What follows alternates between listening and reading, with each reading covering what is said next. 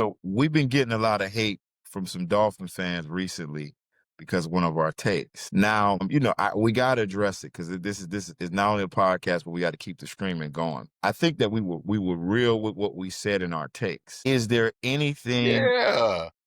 Is there Dolphins can do besides Tua being healthy that makes them a playoff team? This is a follow-up to that question because everybody's saying, so we're going to give them the other side of the take.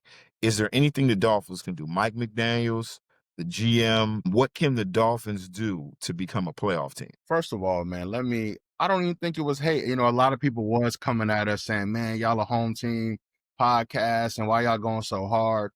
But I think we deal in like facts more than emotions. Anybody who knows me knows that. I think the benefit they have is everybody playing for their life. Mike McDaniel's playing for his job. Tyreek Hill is playing probably for another big payday. A-Chan got hurt, since I think the last time we spoke. And I know they just got Judon.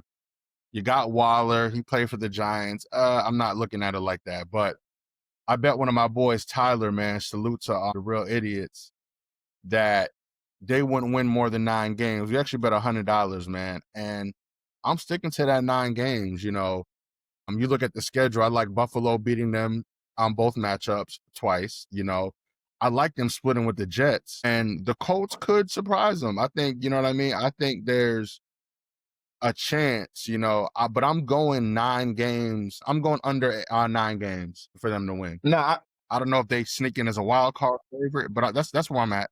I agree with you. Only reason why I agree with you is because, one, there's nothing sure on that defense.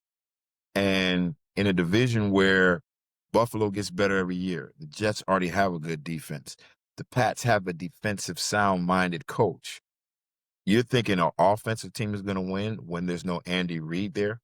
Mike McDaniel has never won a Super Bowl. He may have been to a Super Bowl as an offensive coordinator, but he's never won a Super Bowl. So now you're asking someone to do something that he's not capable of. And then also, we've learned this, that at the beginning of the year, they're world beaters because of the heat. Once it starts to get cold, they get cold. And that's been their MO since we've been kids. So I don't know why people don't. History repeats itself. It's a proven fact. Every year it snows in December. Every year it gets hot in June. And every year the Dolphins get cold in the fall.